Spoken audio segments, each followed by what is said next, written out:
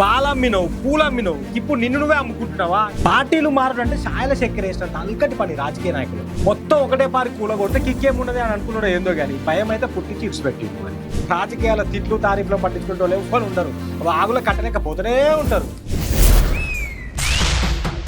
దండోరా మాట సూటిగా, సెటైర్ గట్టిగా. నమస్తే అందరికి, నేను మీ గోపి అలాటి అని చెప్పుకునే మాజీ మంత్రి మల్లన్న ముందుగా అలా సైకిల్ ఎక్కిన, అటెనకల కార్ ఎక్కిన, ఇప్పుడు పువ్వు పట్టుకోవాలనుకుంటున్నా అని చెప్తాడు కావచ్చు. ఇక ఇప్పటికేంచి సిఎంఆర్ కాలేజ్ ఎవరిది?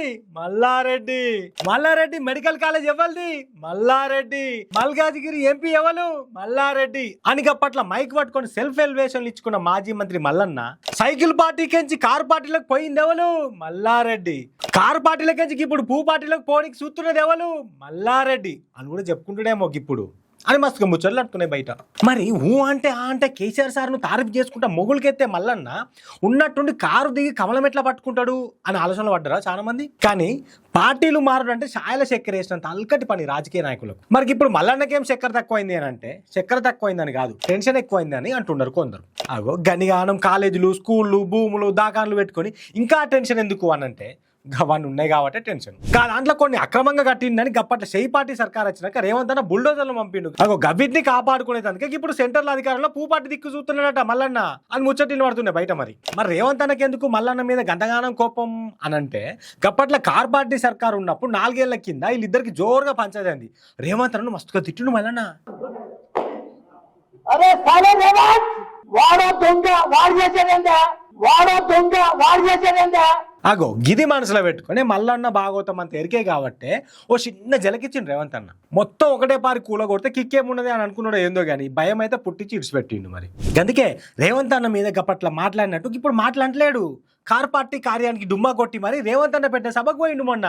ఇక సభలో రేవంత్ అన్న కేసీఆర్ సార్ను తిడుతుంటే కూడా ఆడికించి పోలే, అటెనకల మాటలకు కౌంటర్ ఇయ్యలే. అంటే అధికారంలో ఉన్న రేవంత్ అన్న అంటే భయం పుట్టిందా, లేకపోతే అధికారంలో లేడని కేసీఆర్ సార్ అంటే భక్తి పోయిందా? అందుకే కార్ పార్టీకించి కూడా గట్టిగానే కౌంటర్లు పడుతున్నాయి మల్లారెడ్డికి. పాలమ్మినవు పూలమ్మినవు ఇప్పుడు నిన్ను నువ్వే అమ్ముకుంటున్నావా అని, ఏం బ్లాక్ మెయిల్ చేసిండని సైలెంట్ అయినావు అని ఇట్లా మస్తుగా బాణాలు ఇస్తున్నారు పూ పార్టీ వాళ్ళు మల్లన్న మీదకి. కానీ మల్లన్న అయితే వేరే పార్టీకి పోతలే అని చెప్పుడే తప్పితే కార్ పార్టీ తోటే ఉంటా అనేది చెప్తలేడు. మరి అంటే ఉంటే ఉన్నా అని చెప్పాలి, లేకపోతే లేను అని చెప్పాలి. ఉంటే ఉండు, లేకపోతే పో, అంతేగాని ఈ దాగుడు మూతలు ఎందుకు? అంటే ఏందన్నట్టు నీ ప్లాను? అచ్చేతాప ఎట్లయినా కార్ పార్టీ సర్కారే వస్తుంది కదా. ఈ 2 ఏళ్ళు కొంచెం కార్ పార్టీకి దూరంగా ఉన్నట్టుండి రేవంత్ రెడ్డి ఏమనకపోతే అయిపోయే, అటెనకాల కార్ పార్టీ సర్కార్ వచ్చినాక మళ్ళీ నీ మాట్లాడని నడుతుంది అని అనుకుంటాం ఏంది అని కూడా బాగానే మాట్లాడుతున్నారు బయట. అయితే ఏమో ఇక ప్రాంతీయ పార్టీలు ఉండి వాళ్ళకి భయపడేంది అని పూ పార్టీలకు పోతే నిమ్మలంగా ఉండొచ్చు అని ప్లాన్ చేస్తున్నాడు కావచ్చు మల్లన్న. కానీ మరి దీంట్లో ఎంత నిజం ఉన్నది కానీ సాయం మీ సీఎం పీఎం అయిన మోడీ దేశవాస్తులను కూడా సాయం మీనట్టే అమ్ముతున్నాడు అని అప్పట్లో మోడీ సార్ మీద కరెంట్ వాడిండు మల్లన్న. సాయం అమ్మిండు, సీఎం అయ్యాడు, పిఎం అయ్యాడు అధ్యక్ష.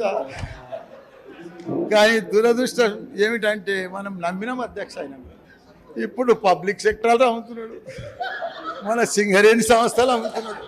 ఆయన ఏదొస్తే అది అమ్మతానికే తయారండి. ఆయన ఛాయ అమ్మినట్టు అమ్ముతున్నాడు అధ్యక్ష.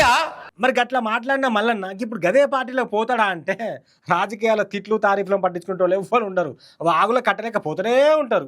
అందుకే గప్పట రేవంత్ అన్న మల్లన్న తిట్టినా, మల్లన్న రేవంత్ అన్న తిట్టినా ఇప్పుడు ఒకటే సభలో కూర్చున్నారు. అంటే వాళ్ళకి కావాల్సింది రాజకీయం పదవులు, ఈ పట్టింపులు ఏముండయి. దండోరా మాట సూటిగా, సెటైర్ గట్టిగా.